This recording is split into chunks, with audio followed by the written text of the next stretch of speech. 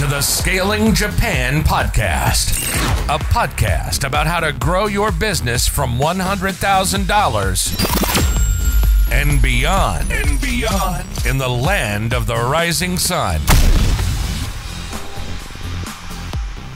Welcome to the Japan Scalers podcast, where I interview entrepreneurs, country managers, and growth leaders who have scaled companies in Japan.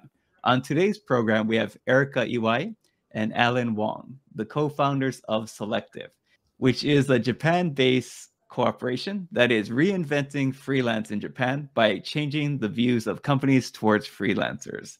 They have been recognized as one of Japan's best 100 startups in 2023 by Toyo Keizai, a major business magazine in Japan.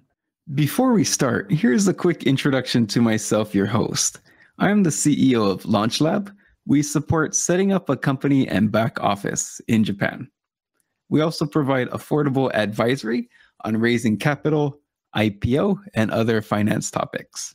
I also run Scaling Your Company that provides courses and sales advisory and digital marketing agency services for the Japan market. If you need help, feel free to reach out. Erika and Allen, it's really great to meet you both. And could you please introduce yourself? Yeah, thank you for having us, Tyson. So I'm Erika. I'm the co-founder and CEO of Sollective. I'm Japanese, but I've spent most of my life abroad in the UK and the US. So I have this weird kind of mix of accent. It's a little bit US and maybe a little bit UK. But anyway, even though I'm now on the business side, I graduated with a master's degree in material science and engineering from Imperial College in London. And so I started my career as an R&D engineer at Sumitomo Electric Industries in Japan. I then pursued an MBA in the States at UCLA, which led to a career transition in HR. And then post-MBA, I stayed in the States and worked at Mattel, the toy company, if any of you guys are familiar with Barbie and Hot Wheels, and also the game company Riot Games. And I did human capital management there, including organizational strategy, recruiting, performance management, compensation, etc. I returned to Japan about 5 years ago to lead HR at an advertising agency. And now I'm doing Sollective with Allen. Awesome. I can see the connection to Sollective. And also, I will admit this publicly, but I am a League of Legends player. Oh, wow. It's so hard. And Allen. Yeah, I'm Allen. I'm co-founder and COO of Sollective. I'm currently looking after the design, engineering, and marketing aspects of Sollective. I guess to be brief, I was born and raised in Brooklyn, New York. Been bouncing around here and there. After I received a degree in design, I left and worked for a few years in San Francisco, returned briefly to New York, then Berlin, and eventually made my way to Tokyo. And that's where Erika and I met. And that's when we decided to start Sollective together, trying to get our international experience and utilize that for the Japanese market. Yeah, and I was checking out your website and I really liked how you managed the divide between being informative, but also being creative at the same time. Because I mean, in Japan, you do have to be informative. Yeah, I think I could see a lot of the attention. It looked really hard to make. Thank you. Craft is one of those things that we really, really want to focus on at our company. Cool. Yeah, and it goes to show that. And so, yes, I guess we can dive in. Please tell us about Sollective. Sollective is interesting. Well, obviously, I have to say that. But Sollective is quite a few initiatives at the same time. At its core, however, it's a freelancing platform for the best freelancers in Japan. What we do is we provide software, community, and new client opportunities for a large group of vetted professionals. Gotcha. Yeah, I saw one of my buddies, Tsuyoshi Domoto, on there as well. Oh, awesome. I saw him on the cover. I was like, oh, wait, that's Tsuyoshi. I think he's more involved in sales, I think. We have a lot of members and we participate with our members in various different ways, and they're all engaged, which is what makes what we do a lot more community-based than most companies I've ever worked at in Japan anyway. And in his case, he is really good. Whenever I have questions on selling to education, or if I want a second opinion, he's the guy I go to. So glad to see him on your network. Yeah, we're all experts. And so I guess who is your target market? So I know that's freelancers. And how do you help them? Yeah, our community is made up of working professionals. That's kind of how we define our community. The key thing is that they're either working independently, either as a primary career, or they're freelancing part-time.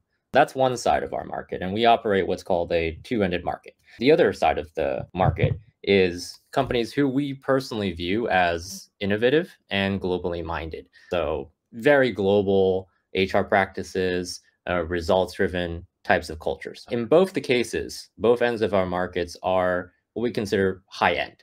And that's because our stance is that currently in Japan, freelancing, as Erika and I, and perhaps you know it, has been stagnant. It's been held back by societal forces. It's been held back by market forces. But over the last few years, we're seeing accelerating change, especially in areas such as Tokyo. And so for the freelancer side of the business, we focus on providing value, create software so that they can manage their businesses. On the company side, we provide the organizational support that they need to access this talent pool that provides a game-changing level of talent. Gotcha. I can see the value of it. I'll ask you what you mean by high level talent, but with my first company, OneCoin English, we did have, I guess I could say they're freelancers, but we had two fractional leaders. One was, she helped run our HR department, and she was HR director of GE Japan Health. And then for our operations side, we brought in a guy who I think he worked 5 to 10 hours a week. And he was a project manager at IBM. And it was for the three co-founders, us, bringing in this outside talent who just worked on a freelance basis. We probably weren't big enough where we could get them full time, but we could bring in this real senior level talent. And it really helped out our organization. And I learned a lot from it. Yeah, I think it's really exciting that you use the word fractional, because that is where a lot of the benefit, especially to entrepreneurial types of ventures like startups, especially, are very evident in the global space, right? You cannot afford this rock star to join you full time, but they're interested in your company. They're interested in what they want to do, what you want to do, and they want to participate. And so you see on the global side of things, fractional CXOs all the time, fractional CTOs, fractional CMOs, fractional COOs. And that's not something that is as common in Japan yet. That's eventually actually one of our goals, is to get Japan to be in a place where that type of relationship is considered. And if I can add to that, I think it's limiting to think that you can only hire people on a full-time basis. There's just some roles that you really want great talent in, but the need isn't more than 40 hours per week. So it's awesome in terms of having fractional CXOs that can help out part-time, as well as also what we handle at Sollective as well, senior talent, as well as strong mid-level talent as well with more than 5 years of experience, and bringing this type of talent in very quickly. And again, you may want them full-time as well, or you may want to have them in quickly and you don't need them full-time. And so I think it's very, very interesting to try for us to shift the conversation and the dialogue to say things like, hey, do you really need that as a full-time employee, or are there other solutions that's available? Yeah, no, I really like that. I am a huge fan of fractional leadership. And also, I think sometimes you might just need some services for a temporary period. Like in my case, we worked really hardcore on SEO for 4 months, but actually next we need YouTube. And so I think even from our marketing side, it would be great to let's say we can just get the skills that we really, really need at this moment. And sometimes if you go full time, that person might not necessarily have the skills that you might need in the next quarter or 2 quarters later. Yeah. Absolutely. It makes a lot of sense. And especially in the fields that you mentioned, things are changing all the time. Maybe focused on one area of SEO, and then Google just changes it all up in the next algorithm update, right? And so one of the great things about people who are freelancers is that there's an inherent need to hone that edge, the skills that they have. That's what they use to survive, right? You distinguish yourself from other freelancers because you have the latest skills. You're the most efficient. You have the management capability. And so what's exciting about freelancers to me is that there's always this need to refine and innovate and reform. That's particularly what drives me to, try to support this industry as best I can. Awesome. I think the audience can hear how big of a fan I am using Yeah. freelancers. And I offer the same to my coaching clients as well. I probably wouldn't want to join a company because I really want my freedom, which I'm pretty sure a lot of the other, I had to think, what was my North Star metric? Was it money or freedom? And I ultimately chose freedom to just how I can choose my days. And so I'm able to help these companies where maybe they wouldn't be able to get me full time, but I'm more than happy to do it on a freelancer basis. I think that's a great perspective. And so moving on, kind of what would you think is kind of like your special sauce or competitive advantage for getting in this industry? Well, now we're getting spicy. So I don't know if your viewers, how familiar they are with the Japanese market, but I think that the space that we operate in is technically the tech HR space. And the vast majority of companies in this space are recruiting. And the recruitment that's basically done in Japan has a very interesting dynamic. I'm being a little bit political here, but the special sauce from our side is that we understand that freelancing is, and I think you alluded to this earlier, it's not just a way of working. It's a lifestyle. You've deliberately chosen the balance in which you prioritize finance, business, as well as in your case, freedom. And so we treat it as a lifestyle. And I personally believe that we're the only company in Japan that truly treats it like that. It's not temping with extra steps. It is truly a entrepreneurial choice. It is a lifestyle that people have made. And this allows us to create a company that doesn't function like the rest of the recruiting agencies, but we create lasting value. So how we scale our company is actually driven directly by how much we can increase the value proposition of the freelance lifestyle, not the freelance work style. Yeah. And I think the other thing is many of us at our company, we've worked both in-house as an employee, but also as a freelancer.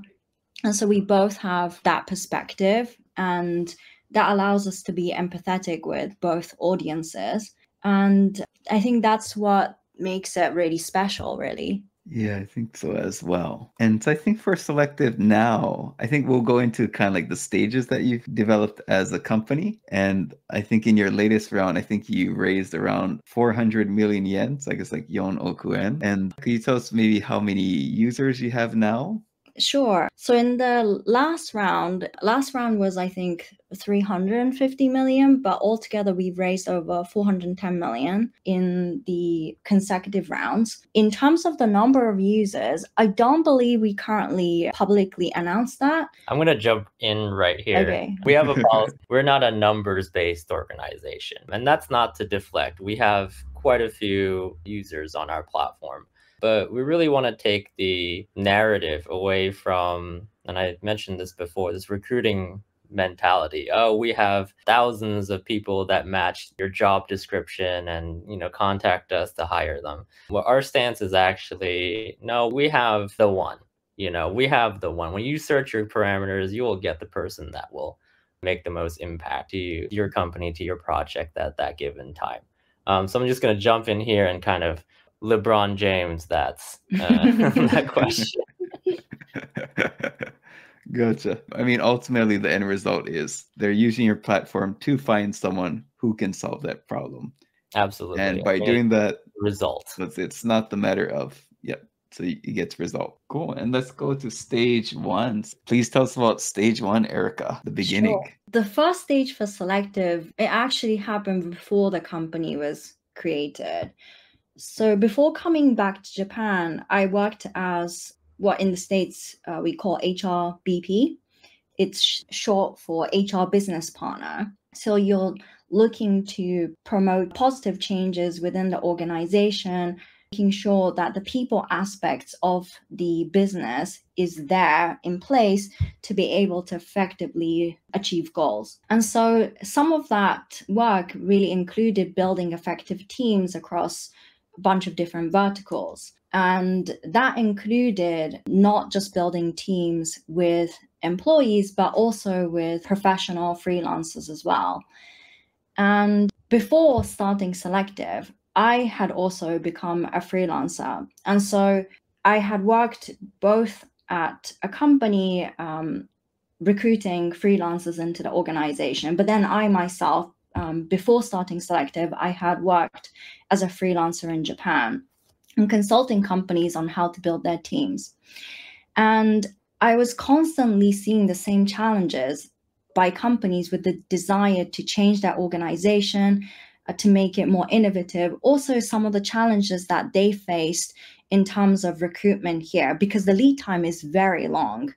Yes, very, very long.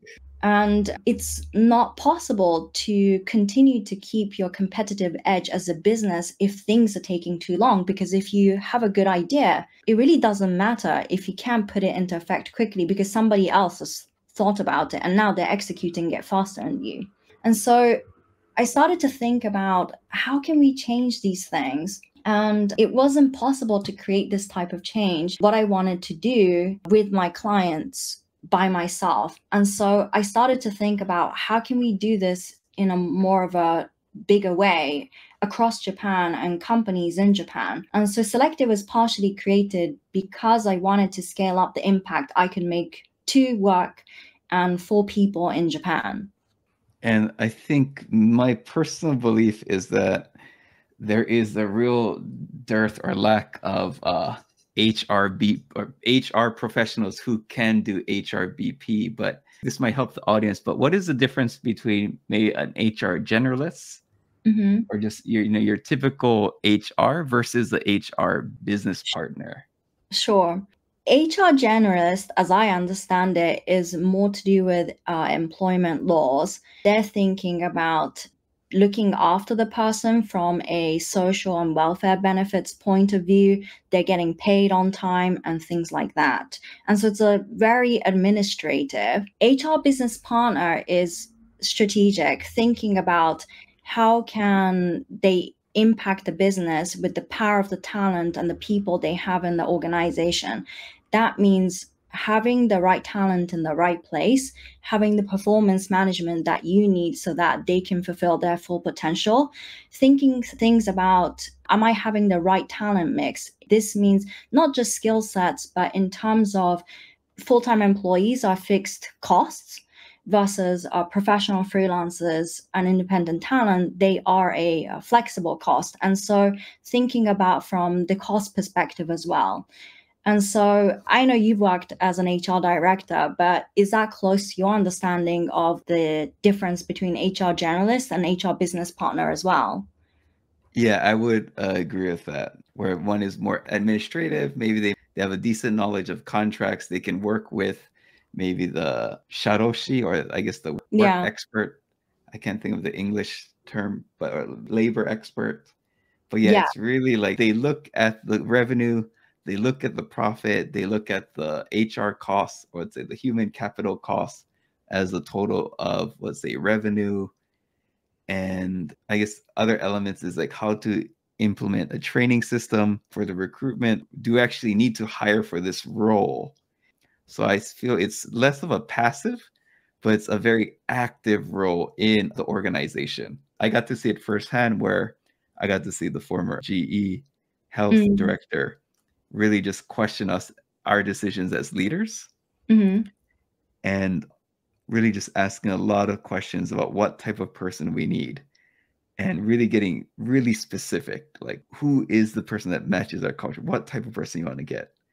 And so I think that helped us be more strategic about thinking who we needed, when we needed it, why we need it, and what outcome we would like to receive from this investment in these staff members.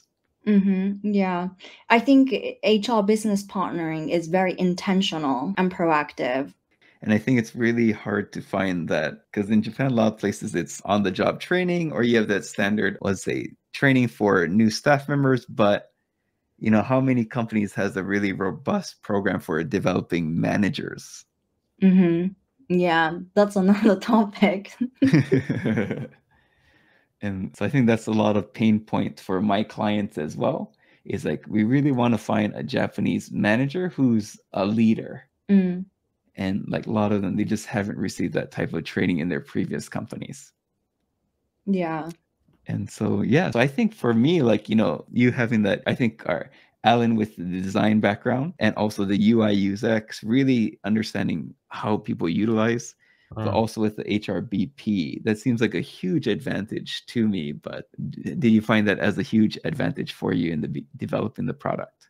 Yeah, I think so. In this market, when we started, we had very, very few advantages. And I think you pointed out essentially all we had, which was our international backgrounds, the skill sets that we were able to make. And, when from the VC standpoint, right, from our investor standpoint, what are they investing on in a pre-seed? They're essentially investing on the fact that whatever skills we have are going to be enough to take us to the next stage. And using those skills, I focused obviously on the product, which was aimed more for the very bare bones MVP stage. And Erika, and I don't want to speak for Erika, but she has the HR angle. She has the ability to be able to speak in the language of these business leaders and basically summon all the supporters we could at that stage. And actually, because I was kind of curious about, that getting the supporters, because I think that's usually the biggest challenge, or I'd say that's one of many challenges at the beginning, but I think probably at least more of the listeners who are starting out, how actually did you go about getting the initial users? That's a very interesting question. And I think that's a disadvantage we had from the very beginning. And the reason is, Erika and I, we moved to Japan. I mean, obviously, Erika's Japanese, so she grew up here. But she and I actually moved back to this market, I think, 5, maybe 6 years ago? Yes. 5 years ago. Okay. And so when most founders start, the best tool that they have is their existing network. It's because they can tap into that pool. They can tap into that network. And you can see this time and time again. Startup founders, their first customers, their first community are people that they know. So if you are lucky enough to have joined a company like CyberAgent or Recruit in Japan, then your first customers will come from your colleagues, your bosses, your network there. We didn't actually have that. What we did have were the slim number of supporters that we worked with and we were able to interact with during our time in Japan, but we were able to call upon our international community for a network of people that really wanted to work like this in Japan. The great thing about freelancers is that they really view their way of life and they want to improve it, right? Because there are so many challenges. And little by little, by participating in either the political elements of freelancing or the societal challenges of freelancing in Japan, we chip away at that. And so when people saw our approach, which was more value-driven, more about building value for freelancers, getting benefits for freelancers, etc., they were able to go and say, you know what, I don't know what this is about. I don't know if I'll get any opportunities from here, but I like what these guys are doing. I like their mission. And so from an emotional level, we were able to kind of position ourselves because, Erika and I have both worked as freelancers and we want to support each other. Freelancers end up supporting each other. And we had the advantage of tapping into that zeitgeist, if you will, because we did start, I believe, 2020 during the height of Corona. It was in the middle of Corona, and so there weren't any networking events. There was no drinking. No, there was no drinking. And Tyson, as you know, business in Japan, it's very relationship driven. It's the face-to-face is very important. So, I mean, looking back, I don't really even know how we survived because right now, more than ever, both Alan and I go out meeting people, and that really helps our business because of the fact that trust is very much developed here when you meet somebody face to face. And we weren't able to do that in 2020. But I mean, time has passed, so your messaging is more crisp. But yeah, it does make sense though that I like how you guys have positioned yourself for the higher level freelancers. I think that makes you, let's say, you're not the platform for everyone. No, we're not. We certainly are not. And I think people struggle with that because, well, it's nice to feel included, right? And I understand that. And that's why a portion of our business has always been to support the general population of freelancers with software, with the events that we run openly. But we believe that in order to build a better future for freelance in Japan, we need leaders. We need leaders to do so and participate with us. We actually view this as a form of activism. And so it's important for us to find those leaders, assess those leaders. And so, we're a company. We don't have necessarily the means to change society by itself. We need to actually engage the rest of the population. And that's why we target, why we work with the highest end of freelancers, because they do have those means. And I think it's, let's say, if through these freelancers, they can raise the general level of your average company or even startups, I really agree with what you're doing because, let's say, from my end, I would like to raise the overall talent level in Japan. There's a lot of people with really good work ethic, but if you could rate, and rather than having people just work, let's say, endless amount of hours, if they could raise the skill level and hopefully reduce those hours a little bit. And I think one of the few ways of doing that is bringing these freelancers. One is, I think, bringing up the level of the company, but also showing other people that if they raise their skills, they can also kind of get this lifestyle. They can achieve this point. And yeah, and I think having them in companies that might not normally have had this high talent will overall raise their performance, and that'll be good for society. Earlier, I think I mentioned some of the societal forces that are keeping freelancers back. And what is interesting, and this is an observation I have about this market, which, people can disagree or agree with, but it's a very risk adverse type of environment in the market. And so you have all these people waiting in the sideline. They're waiting for the right moment or the right thing that will kind of spark this catalyst. That catalyst being, you know what? I have these skills. I can go out and I can market these skills. I can work as a freelancer and I can succeed.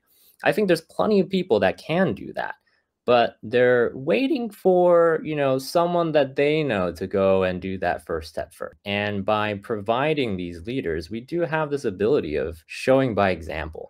And I think that's one of the most exciting things about what we're trying to do is that this is untapped market. And the reason it's been so much smaller than the freelance base in the US or the EU is because there just haven't been enough leaders to show the way. And that's what we're hoping to do by increasing the size of the pool, by increasing the level of the talent. Then you have such a big pie. And, we're talking about scaling businesses here. And for venture capitalists, right? When you pitch a company, you talk about, what is your market? How much of the market can you access? Very rarely can you find the type of business that goes and says, hey, the market is small, but actually by doing what we do, we're going to triple, quadruple, 10x the size of this market. And that's essentially what we're trying to do. Gotcha. And so I think a lot of companies, startups, they actually don't make it past this first stage, but could you maybe give some tips or insights maybe for the listeners that maybe are trying to get out of the MVP stage or the starting stage? Do you have any tips for them for the Japan market maybe as well? Tips. I think that, MVP is always going to change. And so it's very important to keep an open mind and to take back the feedback that users are giving. And for us, that's, both the freelance side and also the company side as well. And so when I look back about the way that our MVP was and how it is now, I think we've come a long way. We still have a long ways to go, but it's okay not to be married to that first idea because you're building something with all of the users and society in mind. And so let them continue to add to that MVP so that you can positively change the MVP out of that stage one. I think personally, we've changed our business model, I think, 4 or 5 times since we started the company. And that's, I think, very, very important. There is a balance, and it's an extremely difficult balance to strike, of being super, super committed to one thing and making it work, right? That's certainly a valid strategy.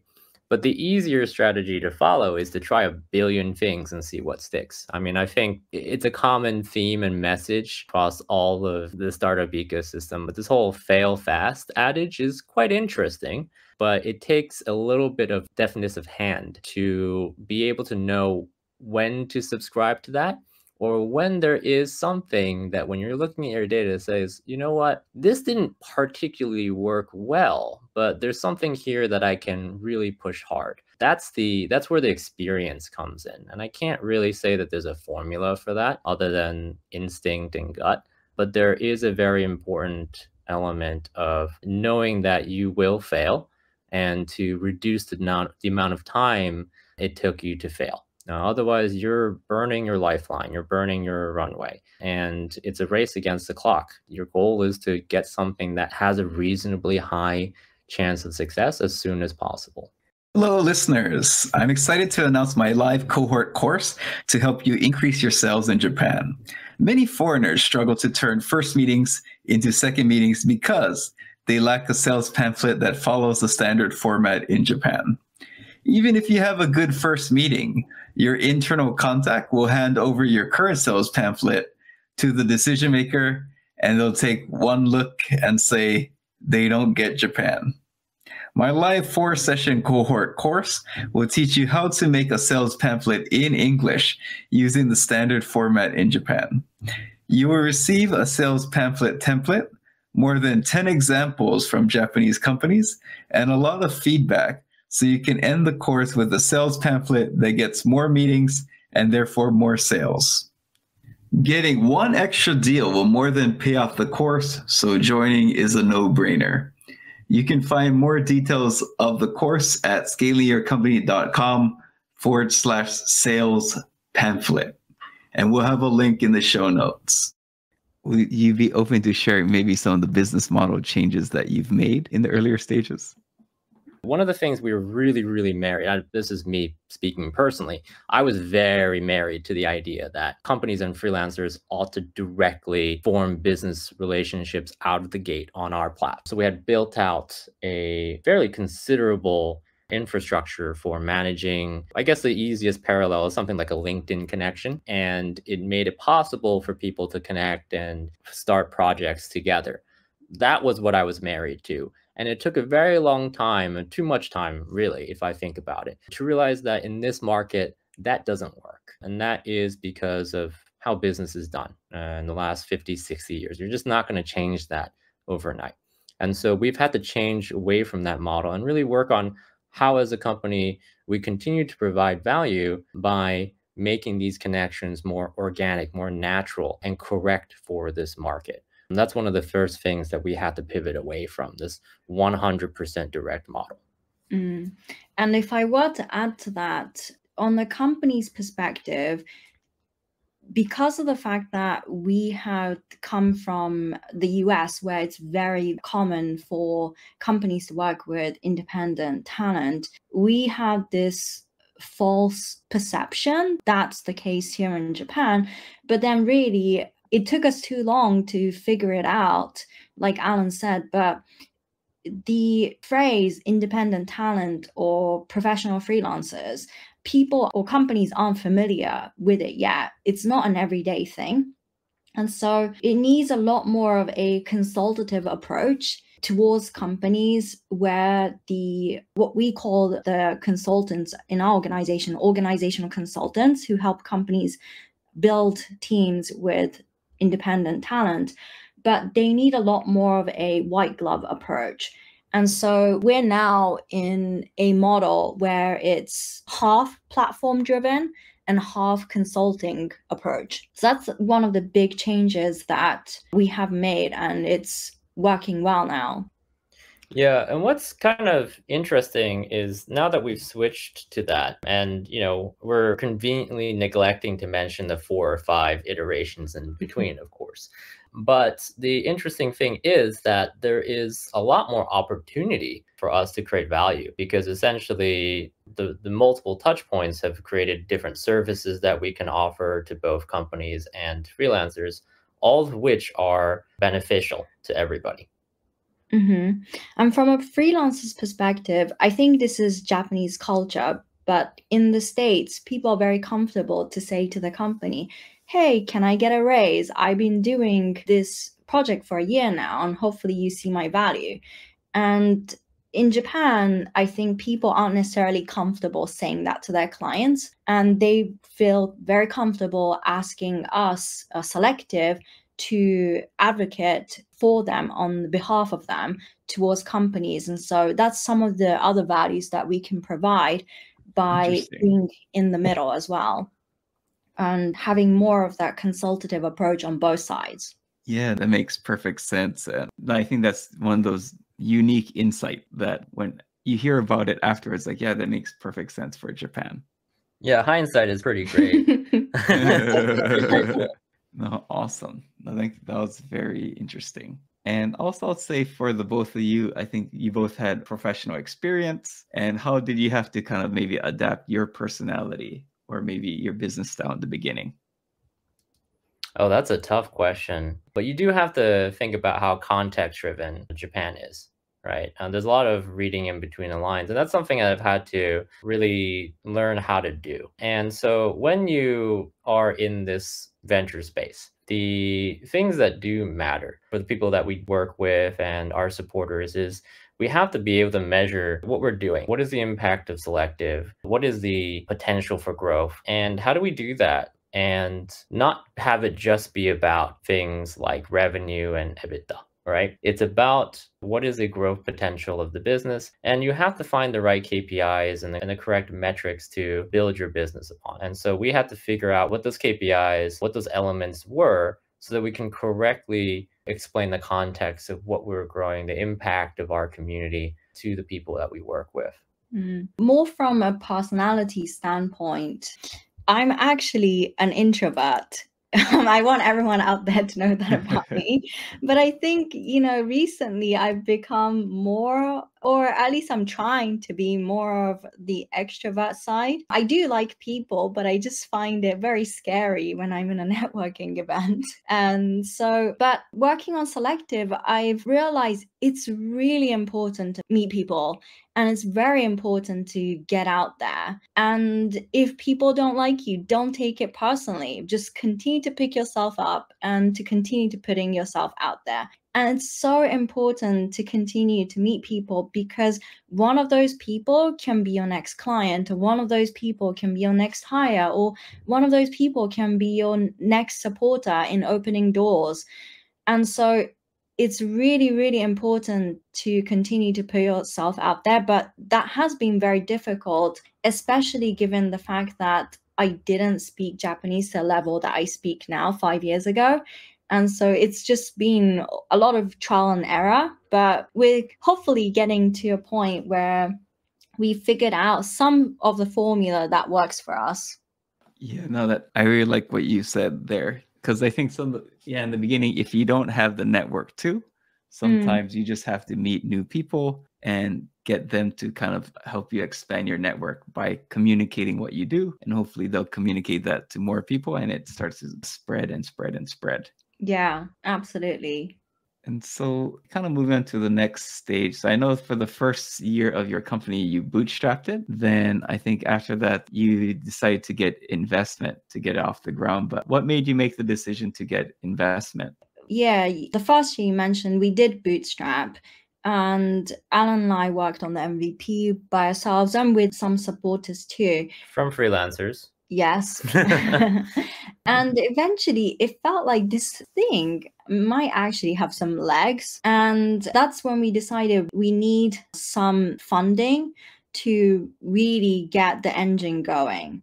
So I'm a firm believer in not raising outside rounds or equity rounds if you don't need the money. There's other ways, like debt, for example. But with what we wanted to achieve, we realized we need a lot of money because it's a two-ended market. HR in Japan takes a pretty long time. I think, an example, BizReach, they were, more than 10 years to IPO. And so given these kind of elements and context for our business, it made the right sense to start getting funding from VCs.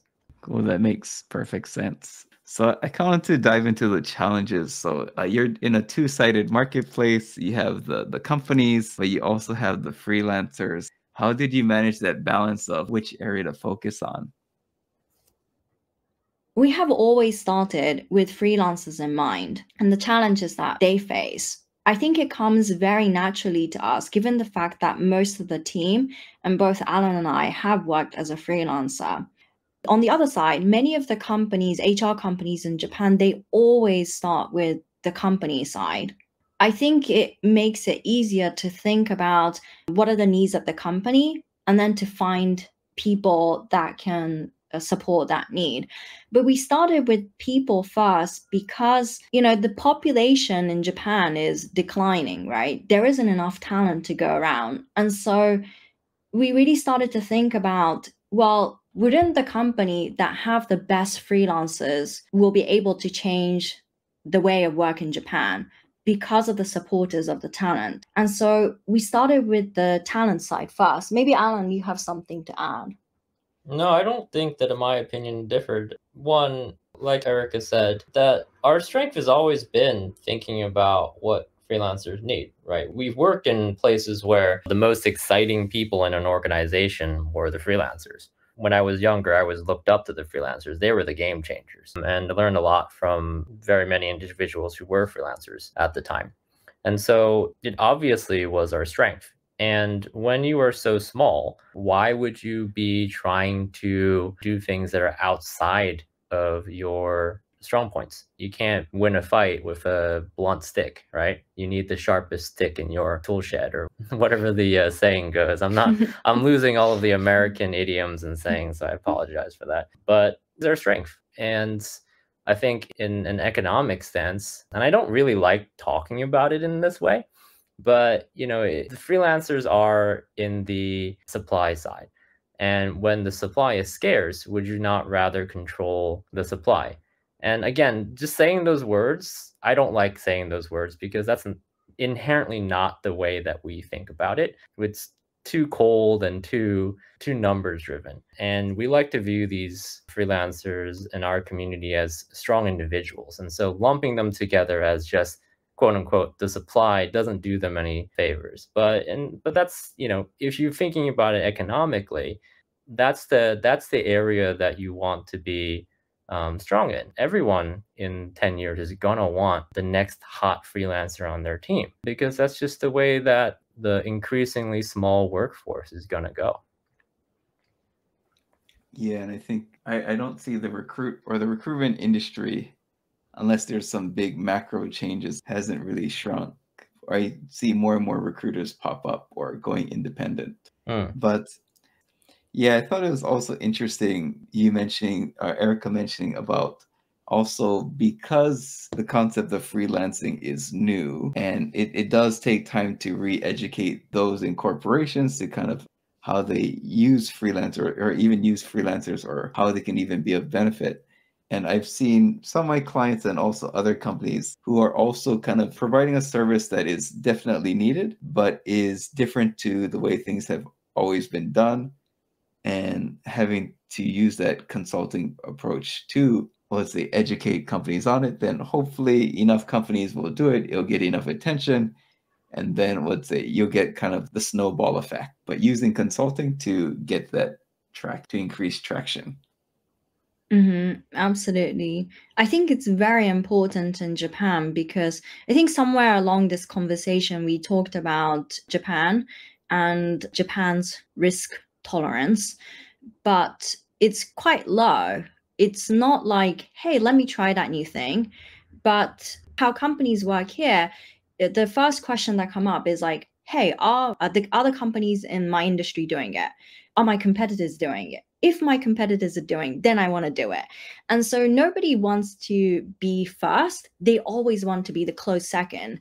And so how do you start to create more examples and wins within each segment of the industry so that you can say, hey, yeah, your competitors are doing it. If you don't start now, it's going to be too late for you. And so there's definitely some of that that's needed here. Yeah, Japanese don't want to be first and they don't want to be last. No, they don't want to It's be last. And so I guess let's move on to the third stage. Maybe what year is the third stage and what would kind of define the third stage of your company? Well, I think in that case, for stage 3, it might be the stage that we're in. In some of the elements that you mentioned about leveling up middle management, there's some of that, which you had mentioned that's like stage 4 for you. But I think that, stage 3 may be now. We've changed the business model, which we talked about. And now we're comfortable with what we're doing. Yeah, our current challenge, which is somewhat more of an extension of everything that we've been doing up until this point. So our whole path to success depends on us being able to rebrand that image of freelancing in Japan. And that means supporting our freelancers in a way that no other Japanese companies will. We're focused on being able to give away enough value so that the idea of freelancing, that the concept of freelancing no longer seems foreign, but rather seems exciting and new and innovative. And so our current goals is really right now to grow our freelancer base and grow our supporters as much as we can. And our community is actually one of the more exciting soft elements of our business. That allows us to do that. And on the company side as well, we've started doing some company side events as well, where they can meet the pool of professional freelancers that we have. And the last one was a success as well. The theme was UI UX designers. We've had some great companies come, public companies. And actually, for many of the companies, C-levels came to meet the talent. And so they are getting very interested in building new teams where you have a mix of full-time employees as well as independent talent as well to continue to drive results in the organization. And the feedback from that was so positive. It was really unbelievable. But what I had mentioned about in Japan, you really need that face-to-face. They really got to see the face of the freelancer talent and the quality of the people that we have. And they were just amazed at the talent that they can meet. And, it doesn't have to be full-time employees to access that level of talent. Yeah, you know what? That event that Erika is talking about, it's called The Matchmaker. And we had a lot of fun with that actually on the marketing side. We did this whole bachelor themed design. It was a lot of fun. And what Erika mentioned and about having the C-levels join is that it's really so rare to see people who are at the management level of companies directly get involved and directly get so excited about meeting new potential members of their team. And you normally don't get that, right? You kind of sit pretty far away from the hiring process here in Japan if you're a C-level. But they're viewing these opportunities as a way to gain that competitive edge. If I can find someone that, truly gets our vision and has this amazing impact on our company, on our projects that we're running right now, that would be an amazing win for us. And these people are coming, they're having these chats, they're realizing, holy shit, these guys are really talented. These guys are really smart. I want them now. And guess what? They're freelancers. So yeah, you can have them. Gotcha. I think the two of you mentioned, or I think in kind of our planning, that I think there was maybe 2 social events. You've been building some new tools to help out freelancers. Yeah. So yeah, please tell us more about the work contracts and the dreaded qualified invoice system. But how has those impacted your business? That has been a very, very interesting few years for us. So it was always on our roadmap to build this whole suite of tools for freelancers to manage their businesses. And, that comes from our understanding as freelancers ourselves, right? You have to do all of these, I wouldn't say just administrative tasks, but it is administrative in its core. Things around creating new contracts, managing your invoicing. Many companies in Japan will require fairly accurate timesheets, as well as project and client management. So we are, it's still an early product. It's been something we've been working on for the last couple of years. It's called Freelance OS. And the very first features that we built were from a couple of years ago. We started off with a contract builder, and this is a contract that you can build visually. You can dig terms, you choose whether or not, and this is important for many freelancers, you can insert clauses about being able to publicly show the work that you've done and mention the company's name, set the fees and set the penalties for late payment, which is, actually a huge issue. A couple of years ago, people were not paying freelancers, and it was all over NHK. And these people didn't have the correct contracts to be able to protect themselves. It was a lot of verbal or handshake deals that were going on.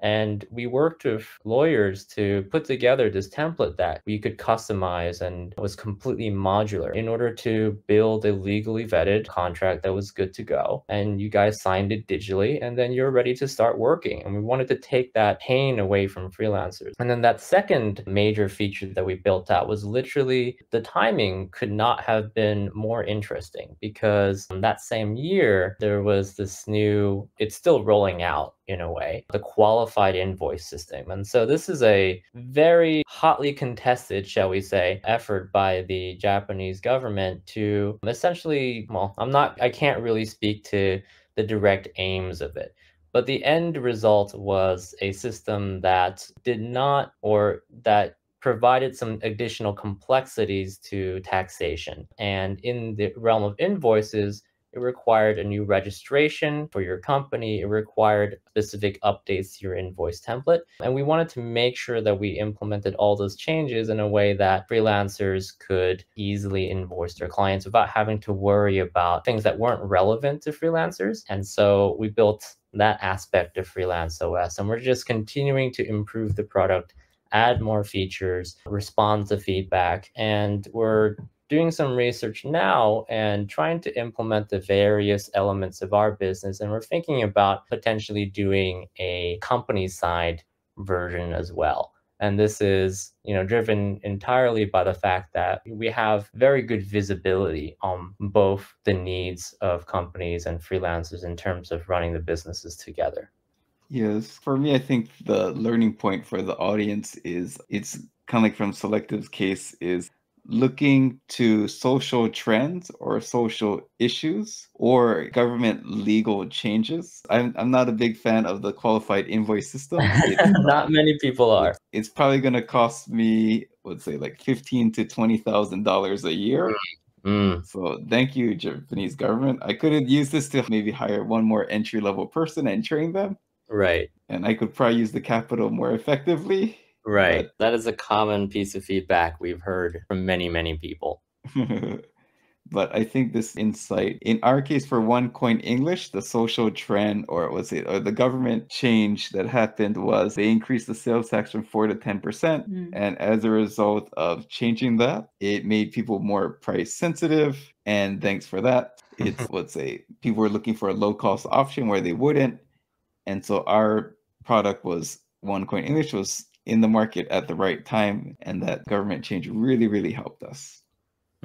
Yeah, I think that there is a surprising amount of movement by the government recently, and that can be good or bad, I suppose. It does make me feel optimistic about the Japanese government ability to, or incentive to, change things for the better. I mean, we've seen a number of different legislative changes that benefit freelancers in the last couple of years. There's a new freelance protection laws that are continuing to roll out. And we see these as headwinds for the ability for freelance to truly, truly reach its maximum potential here in Japan. And there is visibility from the upper echelons of government. And that's something that we're grateful for, even if, things like invoicing have been made a little bit complex. And I think for Sollective, freelancers, investors, I think, get the general concept. And you've raised 2 rounds. And so I think for the founders listening who may have raised 1 round or think about raising one and, probably still have to think about round 2, do you have any tips for them? When we did our seed round, it was in the middle of COVID. And so it was very hard to meet investors. I think we probably only spoke to like a handful, maybe 5 to 10 investors. And with the last round, which is pre-A series, we probably spoke to like 30 to 50 investors. And so for the second round, as you continue, this is especially in Japan, there's a lot more actually VCs in the seed space. And so if it wasn't for COVID, I think we would have probably spoken to a lot more investors during the seed stage. But with pre-A, there's less investors. And so as you continue forward with around pre-A or series A, try to find a lead that can really lead around.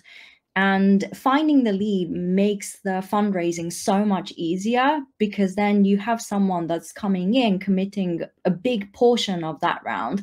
And so my advice would be speak to as many people as you can and find the lead very quickly. That way you can get the closing of the round to come very, very quickly.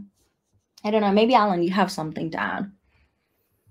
I have a very complicated relationship with all of the investments that we've made. Naturally, it was a difficult process. It was also a very important process in that these people are your first sounding board for what your potential or the company that you're building, what its potential is in Japan. And of course, there are people that don't or can't see the immediate value. That's true of any company that's ever gone through venture funding. But there are people that you see this sparkle in their eye when you talk about what you're talk about the business that you're building and its potential impact. And those are the people that I think you want to take with you forever. Your relationship with these people do not just die the moment they give you a yes or no answer. These are people that you're going to be talking to for the next 5, 6, 7 years or more as the time to IPO increases. But these are people that you want to keep those relationships with. For every person that I've forgotten about that we've spoken to, who basically, was kind of like, yeah, cool. So for every person that thought it was a terrible idea and it would never take off, there was another person that was like, hey, this has got some legs. And the people that have basically said, no, this sucks, forget about them. Work on building those relationships with the people that see the spark, have feedback, right? Because your ideas, once vetted, you'll find holes, you'll find gaps. Work with these people so that you can continue to strengthen your business and continue to strengthen how you approach this market, which is a very, very interesting market. I think that's what stuck with me. I think Erika and I, we have very good relationships with the people that have invested in us because our business is one that relies on society changing. That's maybe not something that everybody wants to invest in, but the ones that do tend to really think about what the macro environment is for not only Japanese businesses, but what matters for society. And those are interesting people. And those are people that give us a lot of thoughts, a lot of feedback, and a lot of insight as to how to navigate these waters. Those are the people you want to keep around. I've met so many founders in the past that say, well, I only need these people for the money. Sure, that's very important for startups. Capital is capital. It is what determines whether you live or die. But the other side of the coin is, in a way, these people have paid to be part of your journey. And so doesn't it make sense to maximize their involvement? I would strongly suggest that people think about that. One of the common challenges I see with my consulting clients is not having any staff internally who can drive marketing strategy and execution to the next level. This really limits the growth trajectory of a company, especially for a leader like you that wants to go from 30 million to 500 million yen a year and does not have the time to spend years learning through trial and error. To solve this problem, I'm launching a marketing agency that can help companies like yours to increase leads and closing rates through SEO, Google Maps, content marketing, and websites that convert. Head over to scalingyourcompany.com and book a free consultation. Let's talk about what your business needs are, where your current strategy is letting you down, and how we can help you see real results with the methods I've successfully implemented at multiple companies myself. Now, back to the episode. I liked how you both came at it with different angles, and I think that really gave a much more comprehensive look towards it. And yeah, for the investor side too, because Japan is relationship based, let's say they invested in your company, so they do have the incentive to help you, so you should utilize that. And Erika, I want to ask you, in our planning, like you had a really interesting point about that when dealing with Japanese companies or even like users, like, like freelancers, that at least maybe in the West, it's more like, hey, try the demo, or here, you can test out a free trial for our software. Mhm. But really, people look for trust in Japan more than jumping straight into the demo. And that's actually one of the big points I give people feedback on, because when I design their website, it's like, no, actually, you need good marketing and sales deck. And just for listeners, I have sold out in the first cohort, and we've almost sold out the second cohort for the marketing and sales deck for Japan market. But really, yeah, the trust is the really, but could you tell us more about that? Sure. Whenever I have the opportunity to go and meet a client in person, I always take it. And yes, you could have used your time a lot more efficiently if it was a remote thing, because then you could take the next sales meeting right away. But making the time and going to the clients in person makes a huge difference in terms of trust. And so whenever you have an opportunity to talk about your service in person, please do so. I think that's really important. The other thing that I do is I do actually get to know my clients in terms of more of on a personal level as well. I think in Japan, kaishoku, like going out with your clients, is pretty important. And so that's opportunity for you to actually hear what are the challenges that they're facing in their company and how can your business solve it. That way you can actually present not just the normal solutions that you have, you might be able to present the other solutions that you have been working on. And so always take the time to get to know that person and the company and the context in which they're working with. Because sometimes you might find that they really love your product, but they're finding it really hard to convince their boss to get the approval to implement it. And so think about how you can solve that together with a counterpart that you're working with. In our case, it might sound pretty crazy because it's not very scalable, but it works very effectively for us. We do sit in meetings with our freelancers, especially the first time that they're meeting. The clients trust us. And so they believe that the person that we're bringing must be amazing because someone that they trust is saying that this person is great. And so we definitely make sure that each independent professional that we are connecting the company with, we do make sure that the stage is set properly so that the conversation can be a positive and impactful one. I think that's really, really interesting. And, it's funny because Erika and I haven't really talked about this dynamic in a while.